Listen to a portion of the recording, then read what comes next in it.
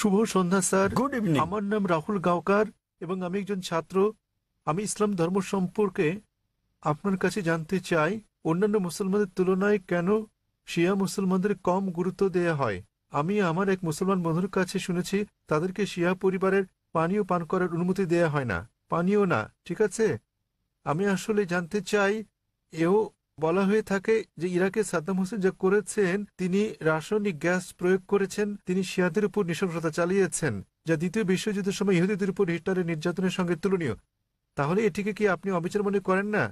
আমি আরো জানতে চাই, প্রকৃতপক্ষে পূর্বে শিয়ারা ইসলাম ধর্মে যে ভুল করেছে তারা আজও তার প্রায়শ্চিত্ত করে যাচ্ছে কিনা।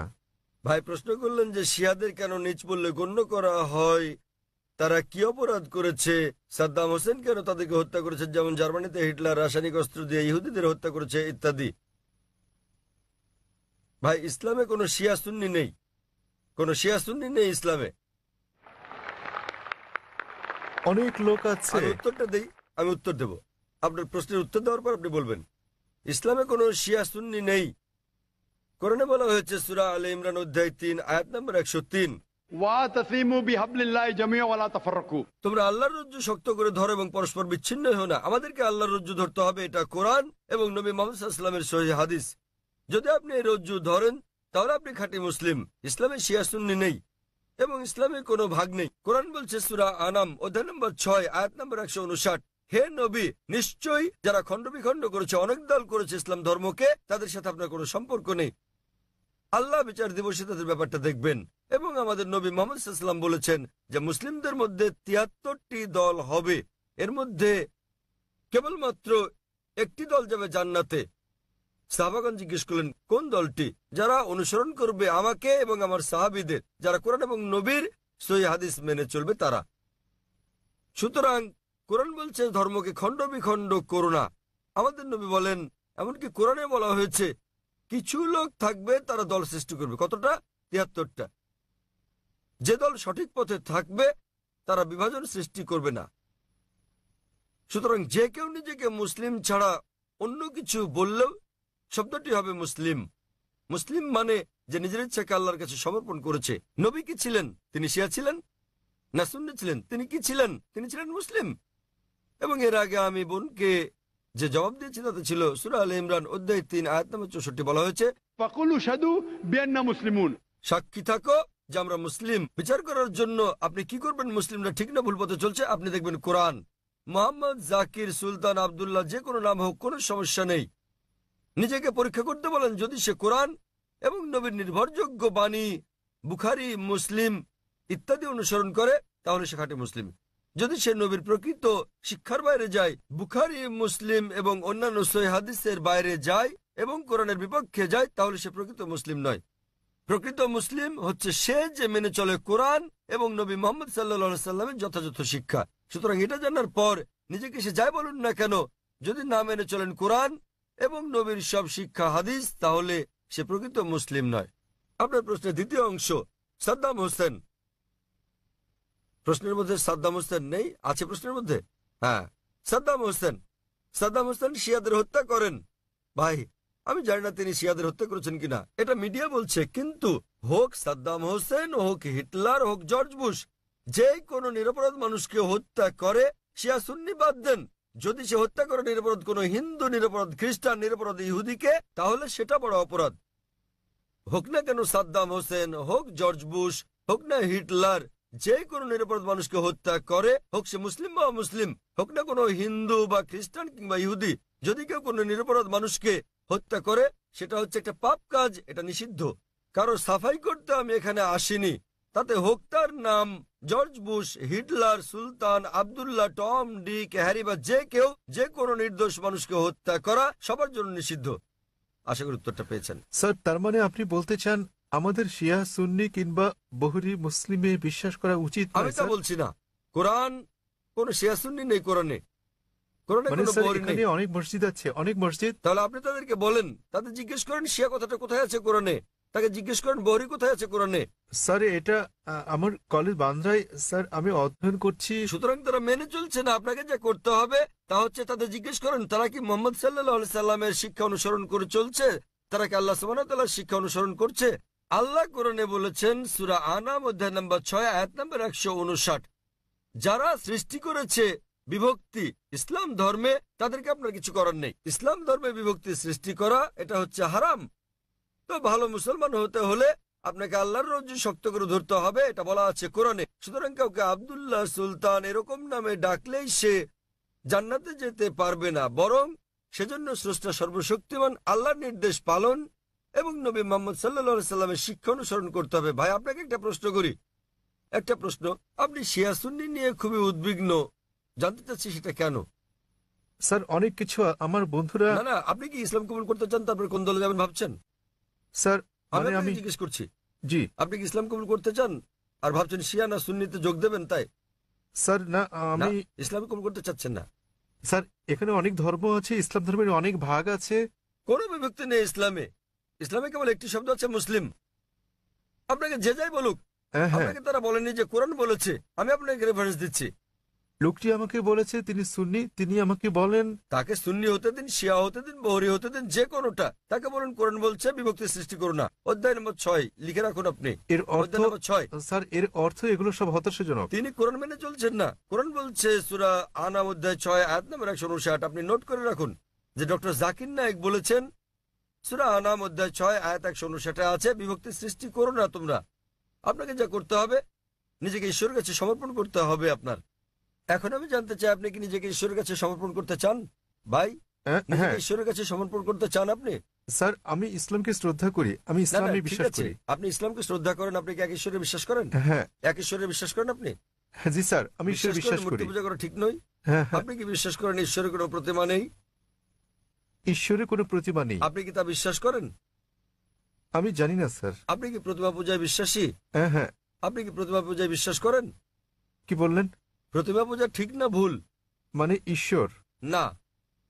আপনি কি বিশ্বাস করেন প্রতিমা পূজা করা ঠিক না ভুল? হ্যাঁ এটা ঠিক না ভুল? এটি ঠিক স্যার। প্রতিমা পূজা করা, কিন্তু এটা তো বেদের বিপরীত। আপনাদের বেদ বলছে তোমরা এক ঈশ্বর ছাড়া কারো উপাসনা করবে না। এটা উল্লেখ আছে আপনাদের যজুর্বেদে অধ্যায় 32 অনুচ্ছেদ 3, শ্বেতার উপনিষদ অধ্যায় 4 অনুচ্ছেদ 19। न तस्य प्रतिमा अस्ति মহান ঈশ্বরের কোনো পুতুল নেই, কোনো আকৃতি নেই, কোনো ফটোগ্রাফ নেই, কোনো ছবি নেই, কোনো প্রতিমা নেই, কোনো ভাস্কর্য নেই, কোনো মূর্তি নেই। আমি আপনাকে জিজ্ঞেস করছি, যখন আপনাদের বেদ বলছে ঈশ্বরের কোনো আকৃতি নেই, কোনো মূর্তি নেই, কোনো প্রতিমা নেই, এরপরও কি আপনি প্রতিমা পূজা বিশ্বাস করেন? জি স্যার। শিয়া সুন্নি বাদ দেন, আপনাকে জিজ্ঞেস করছি, আপনি কি বেদ মানেন? স্যার অনুসরণ করছেন কি না? ধর্ম মানেন কি না? স্যার কারণ আমি এই ধর্মের স্যার। ঠিক, তাই আমি বলছি যে এটা আমার ভুল নয় স্যার, আমি এই এই ধর্মের মধ্যে জন্ম মধ্যে নিয়েছি বড় স্যার। হলেও আমি জিজ্ঞেস করছি যে অধ্যয়ন করা আপনার কর্তব্য কিনা। সে কারণে আপনার বেদ, আমি এই বিষয়টি অনুসন্ধান তাই আমি করছি। আপনাকে বলছি ভাই, আপনাদের ধর্মগ্রন্থ বেদে আছে, যজুর্বেদ অধ্যায় 32 অনুচ্ছেদ 3, শ্বেতার উপনিষদ অধ্যায় 4 অনুচ্ছেদ 19। এটা বলছে, न तस्य प्रतिमा अस्ति। এটা একটা সংস্কৃত উদ্ধৃতি। এর মানে সর্বশক্তিমান ঈশ্বরের কোনো প্রতিমা নেই, কোনো আকৃতি নেই, কোনো আলোকচিত্র নেই, কোনো ছবি নেই, কোনো ভাস্কর্য নেই, কোনো প্রতিমূর্তি নেই, কোনো পুতুল নেই। যদি আপনার ধর্মগ্রন্থ বলে সর্বশক্তিমান ঈশ্বরের প্রতিমা নেই, তাহলে কি প্রতিমা পূজা করা ঠিক না ভুল? ঠিক না ভুল? ঠিক বেঠিক ঠিক করার মতো এত বড় ব্যক্তি আমি নই স্যার। না না, আপনার ধর্মগ্রন্থ বলছে ঈশ্বরের কোনো আকৃতি নেই, কোনো প্রতিমা নেই, কোনো মূর্তি নেই, কোনো ছবি নেই, তথাপি ঈশ্বরের মূর্তি করা ঠিক না ভুল? কেন আমার পূর্ববর্তী ব্যক্তিগণ মানে আমার পূর্বসূরীরা কেন এই কাজ করেছে স্যার? স্যার আমি তাদের দোষ দিতে জি? পারি না। আমার আমার পূর্বসূরীরা, আমার পূর্বে হিন্দু ধর্মের লোকের এটা করেছে স্যার। স্যার আমি তাদের দোষ দিতে আমি পারি না। হিন্দুদের প্রশ্ন করছি না, আমি আপনাকে জিজ্ঞেস করছি আপনার ধর্মগ্রন্থ, আপনার ধর্মের সবচেয়ে গ্রহণযোগ্য গ্রন্থ কোনটি? আপনি জানেন না? কি আপনি স্যার? কি জানেন আপনার ধর্মের সর্বশ্রেষ্ঠ গ্রন্থ কোনটি? স্যার এটা মানে হচ্ছে বেদ। হ্যাঁ তাহলে আপনি দেখেন আমার ভিডিও ক্যাসেট ইসলাম ও হিন্দু ধর্মের সাদৃশ্য সমূহ। আমি অনুরোধ করছি ভলান্টিয়ারদের তাকে একটা ইসলাম ও হিন্দু ধর্মের সাদৃশ্য নামে ডিভিডি দেওয়ার জন্য। আপনার কোনো প্রশ্ন থাকলে আমার সঙ্গে সাক্ষাৎ করতে পারেন, ইনশাল্লাহ আপনার সন্দেহ দূর হবে। আর আমি আপনাকে অনুরোধ করব এটা পড়ুন, বুঝুন এবং সঠিক শান্তি খুঁজে নিন। স্যার শেষ কথা আমি আপনাকে জিজ্ঞেস করতে চাই স্যার, মানে আমাদেরকে এসব বিশ্বাস করলে হবে না যে ইসলামে অনেক বিভক্তি আছে যেমন শিয়া সুন্নি, এগুলো আমাদের বিশ্বাস করা উচিত নয়, আমাদের কেবল কোরআনে বিশ্বাস করা উচিত। ঠিক। কোরআন এবং নবীর সহিহ হাদিস ব্যাস। যে কোনো আলেম যায় বলুন, কোরআন বলছে সূরা নিসা অধ্যায় 4 আয়াত নম্বর 59, अतिउल्लाह अतिउर रसूल। আল্লাহ ও তার রাসূলকে মানো এবং অতঃপর তোমাদের মধ্যে যারা আদেশ দানের কর্তৃত্বপ্রাপ্ত, যাদেরকে এই কাজের দায়িত্ব দেওয়া হয়েছে তাদের, অর্থাৎ আপনাকে আল্লাহ এবং সর্বশক্তিমান ঈশ্বর, তার রাসূল এবং জ্ঞানী ব্যক্তিদের মান্য করতে হবে। কিন্তু আয়াতটা এখানেই শেষ হয়নি। আরো বলা হয়েছে যদি তারা কোনো বিষয়ে একমত হতে না পারে তো আল্লাহ তার রাসূলের উপর ছেড়ে দাও। যদি কেউ আপনাকে কিছু বলে আপনি তা কোরআন এবং সহিহ হাদিস দিয়ে যাচাই করুন সেটা ঠিক না ভুল। এ কারণে যে কোনো আলেম যাই বলুক না কেন তার কোনো মূল্য নেই ইসলামে। স্যার সেখানে আমাদের বিষয় হচ্ছে আল্লাহ সর্বশক্তিমান ঈশ্বর এবং তার বার্তাবাহক। কোন আলেম কিছু বললে তা যদি কোরআন এবং সহিহ হাদিসের সঙ্গে মিলে তো আমরা গ্রহণ করি, আর যদি কোরআন হাদিসের বিপরীতে হয় তা প্রত্যাখ্যান করি। স্যার কোন ব্যক্তি নিজেকে মুসলিম বলে দাবি করলে আপনি তাকে বলবেন कुल हाथु बुरहानकुम প্রমাণ দাও इन कुंतुम सादिकिन। যদি সত্যবাদী হও। সে কারণেই যখন আমি প্রশ্নের উত্তর দেই আমি কোরআন এবং সহিহ হাদিসের রেফারেন্স দেই। যা আমি বলছি, যা ডক্টর জাকির নায়েক বলছেন তা কিছুই নয় ইসলামে, কোনোই মূল্য নেই তার। আমি যা বলি ইসলামে তার মূল্য হচ্ছে শূন্য। যা কোরআন বলছে, সর্বশক্তিমান ঈশ্বর বলছেন, যা আমাদের প্রিয় নবী মুহাম্মদ সাল্লাল্লাহু আলাইহি সাল্লাম বলছেন তা মূল্যবান। তাই আমি যা দিচ্ছি তা হচ্ছে রেফারেন্স। যারা জানেন না আমি তাদের রেফারেন্স দিচ্ছি। আমার উত্তরের ভিত্তি কোরআনের বিভিন্ন আয়াতের শিক্ষা, আমার জবাবের ভিত্তি নবীর বাণী, সহিহ বুখারী খণ্ড নাম্বার ইত্যাদি প্রমাণ হিসেবে। সুতরাং তারা যা বলেন তার মূল্য আছে, আমি যা বলি মূল্য নেই। আশা করি উত্তরটা পেয়েছেন। আমরা পুরুষদের সারির মাঝের দিকের মাইক থেকে পরবর্তী প্রশ্নটি নেব। সকলকে শুভ সন্ধ্যা এবং শুভ সন্ধ্যা ডক্টর নায়েক। আজ আমি এক মানুষ কথা বলছি মানবতার পক্ষে। এখানে ডক্টর নায়েক রয়েছেন। আমরা আপনার নাম জানতে পারি দয়া করে? আমি চিরাগ, এবং দয়া করে আমার ধর্ম জিজ্ঞাসা করবেন না। ডক্টর নায়েক, আপনি সম্ভবত মুসলিম পরিবারে জন্মগ্রহণ করেছেন, তাই আপনি মুসলমান, তাই আপনি সেটাই অনুমোদন করছেন। যদি আপনি হিন্দু পরিবারে জন্ম নিতেন তাহলে আজ আপনার হিন্দু ধর্ম হতে পারত। এক্ষেত্রে আমি মনে করি চরম জাতি কেন্দ্রিকতা থেকে আপনি ভাবছেন আপনার ধর্ম, সংস্কৃতি, বিশ্বাস ও ধারণা শ্রেষ্ঠ। তাই আপনি বলছেন যে শিখ অথবা আর্য সমাজ বা যে ধর্মেই প্রতিমা পূজা পরিত্যাগ করার কথা বলা হয়েছে সেটি আপনি সমর্থন করেছেন। আমার মতে একই জায়গায় ঘুরপাক না খেয়ে মানবতার ব্যাপক ধর্ম নিয়ে আমাদের আলোচনা করা উচিত। কোনো মন্তব্য কিংবা যুক্তি? ভাই স্যার খুব সুন্দর একটা প্রশ্ন করেছেন। তিনি বলেছেন মুসলিম পরিবারে জন্ম নেওয়ার কারণে আমি ইসলাম ধর্ম অনুমোদন করছি। হতে পারতো আমি যদি হিন্দু পরিবারে জন্ম নিতাম তাহলে হিন্দু ধর্মই পছন্দ করতাম আমি, এবং আমি শিখ ধর্ম ও আর্য সমাজকে সমর্থন করি কারণ আমার দৃষ্টিভঙ্গির সঙ্গে তাদের মিল আছে এবং এর আশেপাশে আমি বিচরণ করছি। বরং আমার আরো বৃহৎ পরিসরে কথা বলা উচিত ছিল। খুব ভালো প্রশ্ন। হ্যাঁ ভাই, আমি আপনার সাথে একমত। 19 বছর বয়স পর্যন্ত আমি মুসলমান ছিলাম কারণ আমার পিতা মুসলমান ছিলেন। বয়স 19 বছর হওয়ার পর আমি তুলনামূলক ধর্ম অধ্যয়ন করা শুরু করলাম। এখন আমি ব্যক্তিগত পছন্দে মুসলমান।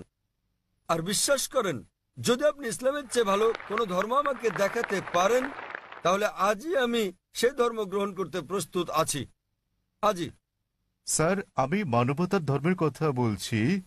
ভাই আমি বলবো জি জি আমি বলছি যদি কেউ ইসলামের চেয়ে ভালো কোনো ধর্ম তা যুক্তি দিয়ে, বৈজ্ঞানিক তথ্য দিয়ে প্রমাণ করতে পারেন তাহলে আমি গ্রহণ করতে প্রস্তুত আছি। আপনি বলছেন মানবতার কথা। কে মানবতার নামে গ্রন্থ রচনা করেছেন? মহাত্মা গান্ধী। কে লিখেছেন? আপনি জানেন একজন মুসলমান ভালো মুসলমান হতে পারবেন না যদি তিনি ভালো মানুষ না হন। সে কথা সব ধর্মেই বলে, সব ধর্মে আমাকে বলে। শেষ করতে দিন। জি স্যার। আপনি এখানে আমার জবাব শোনার জন্য এসেছেন নাকি আপনার মত জানাতে এসেছেন? আমি একটি সুস্থ আলোচনা চাই এবং যৌতুক ভাই, সিদ্ধান্তে পৌঁছাতে চাই। এটা কোনো বিতর্ক প্রতিযোগিতা নয়। হ্যাঁ, একেবারে না। আমি তাহলে আমার কখনো উত্তর বলিনি। শুনুন, উত্তর শোনার পর আপনি মন্তব্য করতে পারেন। ঠিক আছে। আমাকে শেষ করতে দিন। আপনি কথা যোগ করছেন, তার মানে আমার উত্তর আপনি শুনছেন। চালিয়ে যান। শুনুন মনোযোগ দিয়ে। জি। আপনার মনের মধ্যে মহাভারতের কাহিনী চলছে, কি করে শুনবেন? দয়া করে যখন চালিয়ে যান। আপনি আপনার প্রশ্নের সময় কি আমি আপনাকে বাধা দিয়েছিলাম? দয়া করে চালিয়ে যান। আমি কি বাধা দিয়েছি? আপনি বাধা দেননি। দয়া করে চালিয়ে যান। সবকিছু লেখা আছে, প্রশ্ন করতে আসছেন। আমি কিভাবে বলেছি? আমি জবাব দিচ্ছি, শুনুন। হ্যাঁ, তাতে এটা আমার কি? জবাব। তাহলে কেন আপনি মন্তব্য করছেন? দয়া করে বলুন স্যার, দয়া করে বোঝার চেষ্টা করুন, আমাকে আপনার উত্তর বলুন। আমার উত্তর শুনলে আপনি বুঝতে পারবেন, অন্যথায় লাখ লাখ মানুষ বুঝলেও আপনি একই প্রশ্নই করে যাবেন। আমি একজন চিকিৎসক, এক ব্যক্তি একা দুটো বিষয়ের প্রতি মনোযোগ দিতে পারে না। উত্তর শুনুন, উত্তর দেওয়া হলে আর সমস্যা থাকবে না। তাহলে আপনাকে বুঝতে হবে আপনি মানবতার কথা বলছেন। আপনি প্রথমেই বলেছেন আমার ধর্ম জানতে চাইবেন না, পরে আপনি বলছেন আমি মানবতার পক্ষে। সর্বপ্রথম আপনি আপনার দৃষ্টিভঙ্গি শনাক্ত করতে লজ্জিত, তারপর আপনি মানবতার কথা বলছেন। আমি আপনার কাছে জানতে চাই মানবতা নামের বইটি কে লিখেছেন? এরকম কোনো বই আছে কি? মানবতার কোনো দিক নির্দেশনা আছে? আমি আপনাকে বলছি ভালো মানুষ না হয়ে একজন মুসলমান ভালো মুসলমান হতেই পারে না। সব ধর্ম বলে না। আমি বলার জন্য দুঃখিত যে আপনি অন্যান্য ধর্মগ্রন্থ অধ্যয়ন করেননি। আমি আপনাকে বলতে পারি, আমি উদ্ধৃতি দিতে পারি বেদ থেকে, অন্য হিন্দু ধর্মগ্রন্থ থেকে, বাইবেল থেকে উদ্ধৃতি দিতে পারি যেগুলো মানবতার বিরুদ্ধে যায়। আমি অন্য ধর্মের সমালোচনা করতে আসিনি। যদি আপনি কোনো ধর্ম অধ্যয়ন করে না থাকেন তাহলে দয়া করে এমন কিছু বলবেন না যে ব্যাপারে আপনার জ্ঞান নেই। কোরআনে বলা হয়েছে ফাসআলু আহলে যিকরি ইন কুনতুম লা তা'লামুন। সূরা নাহল অধ্যায় 16 আয়াত নাম্বার 43, সূরা আম্বিয়া অধ্যায় 21 আয়াত নাম্বার 7। আপনি তুলনামূলক ধর্ম বিষয়ের ছাত্র নন, তাই না জেনে কোনো মন্তব্য করবেন না। আমি বাইবেল থেকে উদ্ধৃতি দিতে পারি যা মানবতার বিরুদ্ধে। আমি আপনাকে চ্যালেঞ্জ করছি কোরআন থেকে এমন একটা আয়াত বের করেন, নবী মুহাম্মদ সাল্লাল্লাহু আলাইহি সাল্লামের এমন কোন বাণী বের করেন যা মানবতার বিরুদ্ধে যায়। সুতরাং এমন কথা বলবেন না সব ধর্মে বলা হয়েছে। দুঃখিত, আপনার জানাশোনা বড়ই দুর্বল। আমি আপনাকে যা বলার চেষ্টা করছি, মানবতা মানে ঠিক আছে আপনি কেবল স্ট্যান্ডার্ড 2-3 তে আছেন, আর আমি যা বলছি তা কেবল স্কুল পাস নয়, কেবল স্নাতক পাস নয়, বুঝতে হবে স্নাতকোত্তর পাস হতে হবে আপনাকে। ইসলাম মানে উচ্চ পর্যায়ে, কেবল মানবতার কোনো পর্যায় নেই। ভালো মানুষ না হলে কোনো মুসলমান ভালো মুসলমান হতে পারবে না। আমি আপনাকে চ্যালেঞ্জ করছি ইসলামের এমন একটা দিক আপনি বলতে পারেন যা মানবতার বিরুদ্ধে যায়। যৌক্তিক পটভূমি, যৌক্তিক কারণ আপনার জানা না থাকতে পারে ইসলাম কেন এমন অনুশাসন জারি করলো, আর আপনি ভাবতে পারেন সেটা মানবতার বিরুদ্ধে। ঠিক যেমন আপনারা বলেন ডাক্তার আমাকে ইঞ্জেকশন দিচ্ছে, ইঞ্জেকশনে যন্ত্রণা দিচ্ছে, ওই ইঞ্জেকশন তো আপনার ভালোর জন্য। আপনারা বলেন ডাক্তার আমার পেট কেটে ফেলেছেন, তিনি তো পেট কেটেছেন আপনাকে জীবন বাঁচানোর জন্য। সুতরাং ডাক্তার যা জানেন আপনি তা জানেন না। যদি আমার জন্য দুটো পছন্দ থাকে, স্ট্যান্ডার্ড 2 কিংবা 3 পাস করা অথবা স্নাতকোত্তর কোর্স করা, সেক্ষেত্রে আমি স্নাতকোত্তর কোর্সই করব। কেন মাত্র স্ট্যান্ডার্ড 2-3? মানবতা ভালো, কিন্তু ইসলাম তার চেয়ে অনেক বেশি ভালো। আপনার প্রশ্নের ব্যাপারে বলতে গেলে আমি মুসলিম পরিবারে জন্ম নিয়েছি বলে আমি ইসলামকে অনুমোদন করছি। আমি আপনাকে বলছি, আপনাকে চ্যালেঞ্জ করছি, যদি কেউ আমাকে প্রমাণ দিতে পারে অন্য যে কোনো ধর্ম, আমি প্রধান ধর্মগুলোর বেশিরভাগই অধ্যয়ন করেছি এবং আমার মনে হয় ইসলাম সবচেয়ে যুক্তিগ্রাহ্য, মানুষের সবচেয়ে সেরা ধর্ম মানবতার। এটাই একমাত্র ধর্ম যাতে মানবতার জন্য সমাধান রয়েছে। আল্লাহ বলেন সূরা আলী ইমরান অধ্যায় নম্বর 3 আয়াত নম্বর 19, ইন্নাদ দীনা ইনদাল্লাহিল ইসলাম। সর্বশক্তিমান ঈশ্বরের কাছে একমাত্র গ্রহণযোগ্য ধর্ম ইসলাম। আর আপনার জানার জন্য বলছি, আপনার যুক্তি অত্যন্ত নাজুক। আপনি কি জানেন আমাদের 30 জনেরও বেশি আলেমের মধ্যে যারা বিশ্বের বিভিন্ন দেশের নাগরিক, তাদের 10 জনেরও বেশি মুসলিম পরিবারে জন্মগ্রহণ করেননি? আপনি কি তা জানেন? আমি এটা উত্তর জানতে চাই আপনার কাছে, আপনি কি জানেন এই মঞ্চে বক্তৃতা দানকারী 30 জনের মধ্যে 10 জনেরও বেশি মুসলিম হিসেবে জন্মগ্রহণ করেননি? আপনি জানেন? হ্যাঁ, আমি হতে পারি আমি আপনাকে বলছি। জিজ্ঞেস করছি আপনি কি তা জানেন? না, আমি হ্যাঁ তা অথবা জানি না না। বলেন। তাহলে আপনার পুরো যুক্তি তো অসার। বিশ্বের বিভিন্ন দেশের 30 জন বক্তার মধ্যে 10 জনের বেশি আমেরিকান, 4-5 জন কানাডার, কয়েকজন ইউকের, মালয়েশিয়ার আছেন, সৌদি আরবের, সংযুক্ত আরব আমিরাতের, সোমালিয়ার এবং সুদানের বক্তা রয়েছেন, এবং এদের মধ্যে 10 জনেরও বেশির জন্ম অমুসলিম পরিবারে। তারা বেড়ে ওঠার পর কেউ কিশোর বয়সে গ্রহণ করেছেন ইসলাম, কেউ 20-এর কোঠায় গ্রহণ করেছেন ইসলাম, কেউ বা 30-এর কোঠায় গ্রহণ করেছেন। আর আল্লাহ তাদের হেদায়েত দান করেন, তারা নিজেদের পছন্দে মুসলিম হয়েছেন। সুতরাং আপনার যুক্তি মুসলিম পরিবারে জন্মগ্রহণের কারণে আমি ইসলাম পছন্দ করি, এসব লোক জন্মগ্রহণ করেননি মুসলিম পরিবারে, তারা খ্রিস্টান পরিবারে জন্মেছেন, তারা অমুসলিম পরিবারে জন্ম নিয়েছেন, তারা ইসলাম পছন্দ করেছেন। কেন? কারণ তারা অধ্যয়ন করেছেন, তারা অন্যান্য ধর্ম অধ্যয়ন করেছেন এবং বুঝতে পেরেছেন ইসলাম জীবনের শ্রেষ্ঠ পন্থা। আমি আপনাকে অনুরোধ করছি আপনি মানবতা সম্পর্কে পড়েন, ইসলাম সম্পর্কে জানেন এবং বের করতে চেষ্টা করেন ইসলামের কোন বিষয়টা মানবতার বিরুদ্ধে যায়। তাহলে আপনি জানতে পারবেন সবচেয়ে ভালো ধর্ম। আমি আপনার ধর্ম সম্পর্কে জিজ্ঞেস করছি না, আমি আপনাকে সর্বোত্তম ধর্মটা গ্রহণ করতে বলছি। এবং জীবনের সর্বোত্তম পথ, মানবতার একমাত্র সমাধান হচ্ছে ইসলাম। ধন্যবাদ। হ্যাঁ বোন, পেছনের দিকে। আসসালামু আলাইকুম। আমার দুটি প্রশ্ন আছে। প্রথমটি হচ্ছে, মুসলমান মেয়েরা ইসলাম ধর্ম অনুসরণ করে কেন অমুসলিমদের বিয়ে করতে পারে না? আমার আরো একটি প্রশ্ন আছে। ইসলামে এটা সিদ্ধ যে একজন পুরুষ 4 বার বিয়ে করতে পারেন। দ্বিতীয় বিয়ের ক্ষেত্রে প্রথম স্ত্রীকে কি জানাতে হয়, নাকি না জানিয়েই দ্বিতীয় বিয়ে করা যায়? বোন দুটো প্রশ্ন করলেন। তিনি প্রশ্ন করলেন, প্রথম প্রশ্নটা হচ্ছে তার জানা মতে ইসলামে এটা আবশ্যক যে দ্বিতীয় স্ত্রী গ্রহণের আগে প্রথম স্ত্রীর অনুমতি নিতে হয়, এবং তার প্রথম প্রশ্নটা হচ্ছে যে ইসলামে কেন একজন পুরুষ অমুসলিম কোনো মেয়েকে বিয়ে করতে পারে না।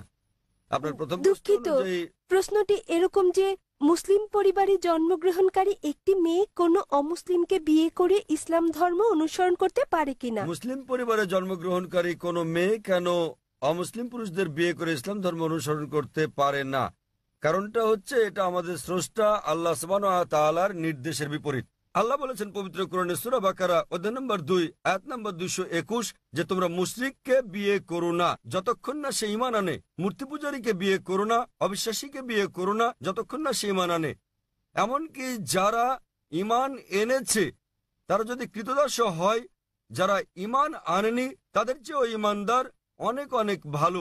যদিও ওই মুশরিক মানুষ, ওই অমুসলিম তোমাদের মুগ্ধ করে, তবুও এমনকি যদি সে বিশ্বের সেরা সুন্দর পুরুষ হয়, সবচেয়ে ধনী ব্যক্তি হয়, আর সে যদি অমুসলিম হয় তার চেয়ে একজন মুসলিম পুরুষ, সে কালো কুৎসিত কৃতদাস হলেও অনেক অনেক বেশি ভালো। একইভাবে তার বলা হয়েছে যে একজন পুরুষ কোনো নারী ঈমান না আনা পর্যন্ত তাকে বিয়ে করবে না। একজন মুসলিম নারী যদি কৃতদাস হয় তবুও সে ওই মোহনীয় অমুসলিম নারী অপেক্ষা অনেক ভালো। আর যৌক্তিক কারণটা হচ্ছে বোন যে কোনো গাড়ি বা কোনো বাহনের একটি চাকা যদি হয় বাইসাইকেলের আর অপর চাকাটি হয় ট্রাকের, তাহলে কি সেটা চলবে? স্বাভাবিক যে চলবে না। 4টি চাকার সবকটি সমান হতে হবে। এবং আপনি আরো জানতে চেয়েছেন অমুসলিমকে বিয়ে করে মুসলিম মেয়ে কি ভালো মুসলিম হতে পারবে? কারণটা হচ্ছে যে ইসলাম ধর্মে আমরা চাই আমাদের স্বামী কিংবা স্ত্রী, আমাদের জীবন সঙ্গীরা তারাও জান্নাতে যাক। এখন স্ত্রী জান্নাতে যাওয়ার পথ খুঁজে পেল, স্বর্গে যাওয়ার পথ খুঁজে পেল, এবং সে ইসলাম ধর্ম অনুসরণ করে জান্নাত পেল। তাকে অনুসরণ করতে হবে কোরআন এবং সহিহ হাদিস। এখন ভাবুন তো, যখন স্ত্রী জানতে পারলো যে সে জান্নাতে যাচ্ছে এবং তার স্বামী যিনি প্রতিমা পূজা করছেন, যিনি ইসলাম ধর্ম বিশ্বাস করেন না, তিনি যাচ্ছেন দোজখে। পরকালের জীবনের তুলনায় বোন এই জীবন খুবই ছোট জীবন। এই জীবনে বোন আপনি হয়তো স্বামীর সঙ্গে 20 বছর, 30 বছর, 40 বছর, 50 বছর কাটাবেন, 60 বছর। পরকালের জীবন হলো অনন্ত জীবন। তাহলে সেই মহিলা তো স্বার্থপর। একজন ভালো মুসলিম বা ভালো মুসলিমা, একজন ভালো মুসলমান পুরুষ কিংবা নারী চাইবেন তার জীবন সঙ্গী, তার স্বামী কিংবা স্ত্রীও জান্নাতে যাক। সুতরাং এটাই কারণ, এজন্যই স্বামী এবং স্ত্রী দুজনেরই মুসলমান হওয়া জরুরি। আপনার দ্বিতীয় প্রশ্নের ব্যাপারে বলি, মুসলিম পুরুষের দ্বিতীয় স্ত্রী গ্রহণের আগে প্রথম স্ত্রীর অনুমতি নেয়ার বাধ্যবাধকতা আছে কি না? নিকাহনামায় উল্লেখ না থাকলে এটা আবশ্যকীয় নয়। যদি নিকাহনামায় উল্লেখ থাকে, বিয়ের চুক্তিতে উল্লেখ থাকে, যদি স্ত্রী বলে থাকেন যে আমি জীবিত থাকা পর্যন্ত তুমি দ্বিতীয় স্ত্রী গ্রহণ করবে না, তখন এটা আবশ্যকীয়। যদি নিকাহনামায় না থাকে এটা, তাহলে আবশ্যকীয় নয়। তবে অন্তত তাকে অবহিত করতে হবে। কেন? দ্বিতীয় স্ত্রী গ্রহণের নিয়মের এটা একটা অংশ বলতে পারেন। কোরআনে বলা হয়েছে সূরা নিসা অধ্যায় 4 আয়াত নম্বর 3, তোমাদের পছন্দের নারীদের বিয়ে করো 2, 3 বা 4 জনকে, তবে সুবিচার করতে না পারলে একজনকে। তাহলে একাধিক বিয়ের ক্ষেত্রে অন্যতম একটা দিক হচ্ছে স্ত্রীদের মধ্যে সুবিচার করতে হবে। তো যদি প্রথম স্ত্রীকে এটা না জানান, তাদের মধ্যে সুবিচার করবেন কিভাবে? তখন হয়তো আপনি মিথ্যে বলবেন, অফিসের কাজে যাচ্ছেন, বোম্বের বাইরে যাচ্ছেন ইত্যাদি বলতে পারেন। কিন্তু যদি আপনি দ্বিতীয় বিয়ে করেন, প্রথম স্ত্রীর অনুমতি নেওয়া সেখানে আবশ্যকীয় না হলেও উভয় স্ত্রীর মধ্যে সমান আচরণের কথা ভেবে আপনাকে অন্তত বিষয়টা থেকে জানাতে হবে। আশা করি উত্তরটা পেয়েছেন বোন। ধন্যবাদ। হ্যাঁ ভাই, আপনার নাম এবং আপনার প্রশ্ন। হ্যাঁ, হ্যালো ডক্টর জাকির নায়েক, আমার নাম মাহেন্দ্র কুমার এবং আমি একজন MBA পাস। ফোর্টে থমাস কুকের হয়ে কাজ করি। আমার প্রশ্ন নন ভেজিটেরিয়ান খাদ্য সংক্রান্ত। ইসলামে কি এর অনুমতি আছে? পশু পাখি জীবিত প্রাণী, আপনি কি একে সহিংসতা বলে মনে করেন না? আমার দ্বিতীয় প্রশ্ন, ননভেজ খাদ্য গ্রহণ কি ইসলামে বাধ্যতামূলক এবং প্রকৃত নিরামিষভোজী ব্যক্তি কি ইসলাম অনুসরণ করতে পারেন? ভাই মহেন্দ্র কুমার খুব সুন্দর একটা প্রশ্ন করেছেন। তিনি বললেন যে ইসলামে আপনারা ননভেজ খাবার খাবেন, আপনারা প্রাণী হত্যা করবেন। কেন ইসলাম ধর্ম প্রাণী হত্যা করার অনুমতি দেয়? এবং একজন মুসলমান কি প্রকৃত নিরামিষভোজী হতে পারেন? ভাই, এই প্রশ্নের উত্তর দেওয়ার আগে আমি আপনাকে বলতে চাই, একজন মুসলমান প্রকৃত নিরামিষভোজী হয়েও খুব ভালো একজন মুসলমান হতে পারেন। এটা বাধ্যতামূলক নয় ইসলামে যে আপনাকে ননভেজ খেতেই হবে, এটা বাধ্যতামূলক নয়। তবে যেহেতু কোরআনে আল্লাহ বলেছেন এবং আমাদেরকে অনুমতি দিয়েছেন ননভেজ খাদ্য গ্রহণের জন্য, সূরা মাইদা অধ্যায় 5 আয়াত 1 এখানে বলা হয়েছে যে তোমরা চতুষ্পদ জন্তু খাও যা তোমাদের জন্য হালাল করা হয়েছে। সূরা নাহল অধ্যায় 16 আয়াত 5 উল্লেখ করা হয়েছে যে তোমরা গো মহিষাদের মাংস ভক্ষণ করতে পারো। সূরা মুমিনুন অধ্যায় 23 আয়াত 21 বলা হয়েছে যে গো মহিষাদের উদরস্থিত বস্তু থেকে আমি তোমাদের পান করাই, এর মধ্যে তোমাদের উপকার রয়েছে এবং তোমরা এদের মাংস ভক্ষণ করতে পারো। সুতরাং যখন সর্বশক্তিমান ঈশ্বর হালাল প্রাণীর মাংস ভক্ষণ করার অনুমতি দিয়েছেন, তখন আমরা কেন খাবো না? এখন যৌক্তিক কারণের দিকে আসি, কেন ইসলাম আমিষ ননভেজ খাদ্য গ্রহণের অনুমতি দিয়েছে। যদি ননভেজ খাদ্যকে বিশ্লেষণ করা হয়, দেখা যাবে এগুলো প্রোটিন সমৃদ্ধ। মানব দেহে 23 প্রকার অ্যামিনো অ্যাসিডের প্রয়োজন রয়েছে, যার 8টি মানব দেহে তৈরি হয় না, খাদ্য দিয়ে এগুলোর চাহিদা মেটাতে হয়। এগুলো অত্যাবশ্যকীয় অ্যামিনো অ্যাসিড নামে পরিচিত। এখন এই 8 প্রকার অত্যাবশ্যকীয় অ্যামিনো অ্যাসিডের সবগুলো কোনো শাকসবজির মধ্যে একসঙ্গে পাওয়া যায় না, কেবলমাত্র মাংসের মধ্যে পাওয়া যায়। সেজন্য কোনো প্রাণীর মাংস শাকসবজির তুলনায় অধিক বেশি পুষ্টিকর। এছাড়াও যদি আপনি বিশ্লেষণ করেন, যদি আপনি তৃণভোজী প্রাণীদের দাঁতগুলো ভালো করে দেখেন, যেমন গরু, ছাগল, ভেড়া, এদের দাঁতগুলো চ্যাপ্টা, এরা কেবল তৃণভক্ষণ করে, মাংস খায় না। যদি আমরা ভালো করে দেখি মাংসাশী প্রাণীগুলোর দাঁত, যেমন বাঘ, চিতাবাঘ, সিংহ, দেখতে পাবো এদের দাঁতগুলো তীক্ষ্ণ, তাদের ক্যানাইন দাঁত আছে। এরা কেবল মাংস খায়, তৃণজাতীয় খাদ্য খায় না। যদি আমরা মানুষের দাঁতগুলো বিশ্লেষণ করি, আমরা আয়নার সামনে গিয়ে ভালো করে দেখি আমাদের মানুষের চ্যাপ্টা এবং তীক্ষ্ণ 2 ধরনের দাঁতই রয়েছে। যদি সর্বশক্তিমান ঈশ্বর আমাদের কেবলমাত্র শাকসবজি খাওয়ানোর ইচ্ছে করতেন, তাহলে কেন তিনি আমাদের ক্যানাইন দাঁত দিলেন? কেন তিনি আমাদের তীক্ষ্ণ দাঁত দিলেন? কিসের জন্য? স্বাভাবিকভাবে বোঝা যায় প্রাণীজ খাবার খাওয়ার জন্য, মাংস খাওয়ার জন্য। এছাড়াও যদি আমরা মানুষের পরিপাকতন্ত্র বিশ্লেষণ করি, যদি আমরা এটাকে তৃণভোজী প্রাণীগুলোর সঙ্গে তুলনা করি, গরু, ছাগল, ভেড়া, দেখা যাবে এরা কেবল তৃণ হজম করতে পারে। মাংসাশী প্রাণী বাঘ, চিতাবাঘ, সিংহ, এদের পরিপাকতন্ত্র কেবল মাংসজাতীয় খাদ্য হজম করতে পারে, তারা তৃণ হজম করতে পারে না। মানুষের পরিপাকতন্ত্র দুটোই হজম করতে পারে। মানুষের আছে ক্ষুদ্রান্ত, বৃহদান্ত্র। এটা শাকসবজি হজম করতে পারে, মাংস হজম করতে পারে, দুটোই হজম করতে পারে। সর্বশক্তিমান ঈশ্বর যদি আমাদের কেবল শাকসবজি খাওয়াতে চাইতেন, তাহলে তিনি কেন আমাদের এমন পরিপাকতন্ত্র দিলেন যা উভয় হজম করতে পারে? বিশ্লেষণে দেখা গেছে হিন্দুদের অনেকের ধারণা যে হিন্দু ধর্ম মাংসজাতীয় খাদ্য খাওয়া নিষিদ্ধ করেছে। প্রকৃতপক্ষে যদি আপনি পড়েন, মনুস্মৃতিতে উল্লেখ আছে অধ্যায় নম্বর 5 শ্লোক নম্বর 30, সর্বশক্তিমান ঈশ্বর খাদ্য হিসেবে কিছু প্রাণীকে সৃষ্টি করেছেন আর কিছুকে করেছেন খাদক। যেসব প্রাণীকে খাদ্য হিসেবে সৃষ্টি করা হয়েছে সেগুলো খেলে কোনো পাপ হবে না। মনুস্মৃতি অধ্যায় 5 শ্লোক 31 বলছে যে সর্বশক্তিমান ঈশ্বর কিছু প্রাণী বলির জন্য সৃষ্টি করেছেন, তাদের জবাই করলে পাপ হবে না। মনুস্মৃতি অধ্যায় 5 শ্লোক 40 বলা হয়েছে যে বলিদানের পশু বলি দেওয়ার জন্য অনুমতি আছে, এটা ঈশ্বরের বিধান। সুতরাং হিন্দু ধর্মে প্রাণীর মাংস খাওয়ার অনুমতি আছে। বেদ ও অন্যান্য ধর্মগ্রন্থ পড়লে দেখবেন সাধু সন্তরা প্রাণীর মাংস খেতেন, এমনকি গরুর মাংস খেতেন। মহাভারত পড়লে দেখবেন অনুশাসন পর্ব অধ্যায় নম্বর 88, যখন পাণ্ডবরা একত্রে মিলিত হয়, যুধিষ্ঠির যিনি পাণ্ডবদের বড় ভাই, তিনি ভীষ্মকে জিজ্ঞেস করেন যে কোন খাদ্য আমাদের যজ্ঞে পূজায় দেওয়া উচিত যাতে করে আমাদের পূর্বপুরুষ সন্তুষ্ট হয়। তো ভীষ্ম উত্তর দিলেন যে যদি আপনি লতাপাতা, গুল্ম, শাকসবজি দেন তাহলে আমাদের পূর্বপুরুষেরা 1 মাসের জন্য সন্তুষ্ট থাকবে। যদি আপনি দেন মাছ তাহলে 2 মাস, যদি তাদেরকে মাংস দেন তাহলে 3 মাস, যদি খরগোশ দেন তাহলে 4 মাসের জন্য, যদি ছাগল দেন তাহলে 5 মাস, যদি লবণযুক্ত শুকরের মাংস দেন তাহলে 6 মাস, যদি তাদের পাখি দেন তাহলে 7 মাস, যদি হরিণ দেন তাহলে 8 মাস। এভাবে খাদ্য তালিকা ক্রমশ বড় হতে থাকে।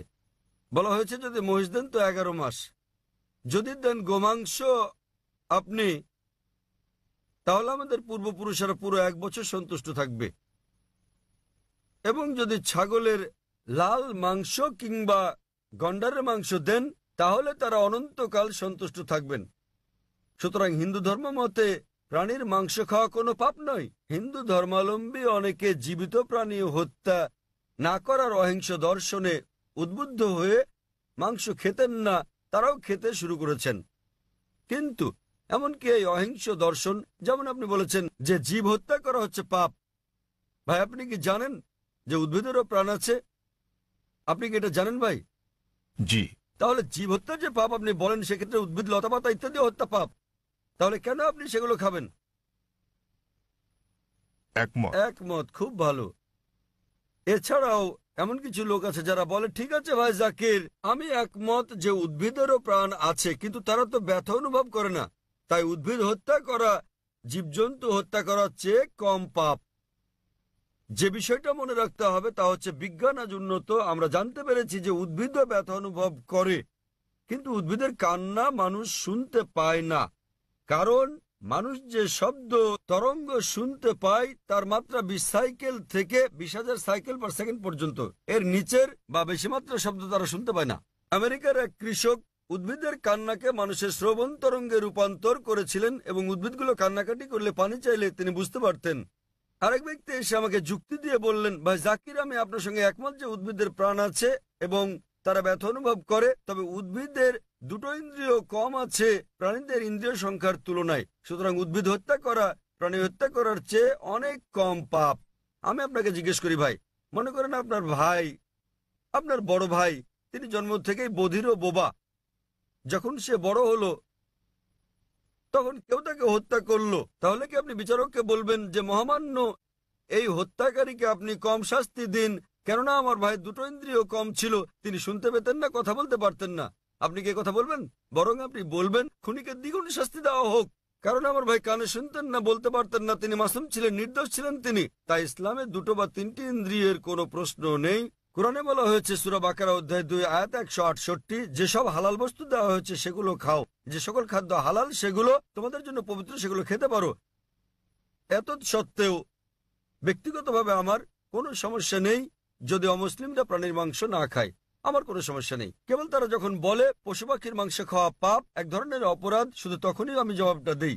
অন্যথায় ভারতের অমুসলিমরা যদি পশু পাখির মাংস না খায় সেটা আমার জন্য ভালো। যদি ভারতের সকল অমুসলিমরা মাংস খেতে শুরু করে তাহলে খাসি গরুর মাংসের দামটা বেড়ে যাবে, তখন আমার মাংস খাওয়ার খরচটাও বেড়ে যাবে। তাই ব্যক্তিগতভাবে আমার কোনো সমস্যা নেই। আশা করি ভাই আপনি উত্তরে সন্তুষ্ট হয়েছেন। হ্যাঁ, নিশ্চয়ই স্যার। সুতরাং এখন আপনি চাইলে একজন ভালো নিরামিষভোজী হতে পারেন, আবার চাইলে আমিষভোজীও হতে পারেন।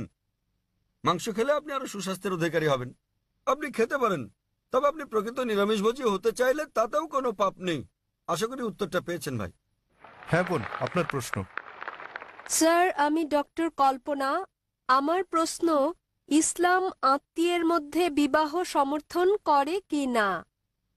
আপনি জানেন চিকিৎসা বিজ্ঞানে অনেক জন্মগত অস্বাভাবিকতার কারণ হচ্ছে স্বগোত্রে বিবাহ, অর্থাৎ আত্মীয়ের মধ্যে বিবাহ। বোন প্রশ্ন করলেন যে ইসলাম কি স্বগোত্রে বিয়ে, নিকটাত্মীয়দের মধ্যে বিয়ের অনুমতি দেয়? জি। বিয়ে সংক্রান্ত ব্যাপারে বলতে গেলে আল্লাহ বলেছেন কোরআনে সূরা নিসা অধ্যায় নম্বর 4 আয়াত নম্বর 22 থেকে 25 যে সকল বিয়ে নিষিদ্ধ, তাহলে আপনি বিয়ে করতে পারবেন না আপনার মাকে, আপনার মেয়েকে, আপনার মায়ের বোনকে, আপনার বাবার বোনকে এবং আপনার ঘনিষ্ঠ মাহারাম আত্মীয়দের। তবে আপন চাচাতো মামাতো বোন হলে পারবেন, কিন্তু ভাই বোন, পিতা কন্যা বিয়ের অনুমতি নেই। আপন চাচাতো মামাতো হলে অনুমতি আছে। আজ বিজ্ঞান আমাদের বলছে যদি আপন ভাই বোনে বিয়ে হয় সেক্ষেত্রে অস্বাভাবিকতার সম্ভাবনা অনেক বেশি থাকে, জন্মগত সমস্যা হতে পারে।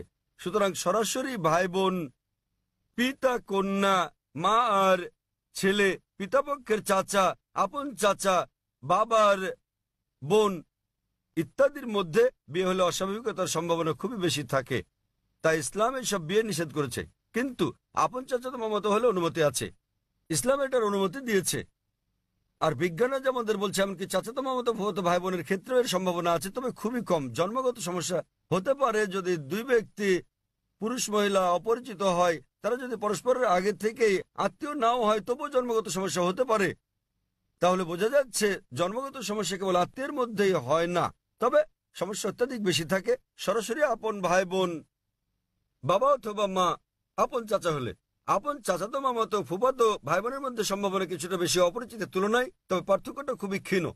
তবে আহমদ শাকরের মতো এরকম একটা হাদিস আছে, যে হাদিসে প্রিয় নবী বলেছেন যে অব্যাহতভাবে বংশানুক্রমে আপন চাচাতো মামাতো ফুফাতো ভাই বোনের মধ্যে বিয়ে করো না।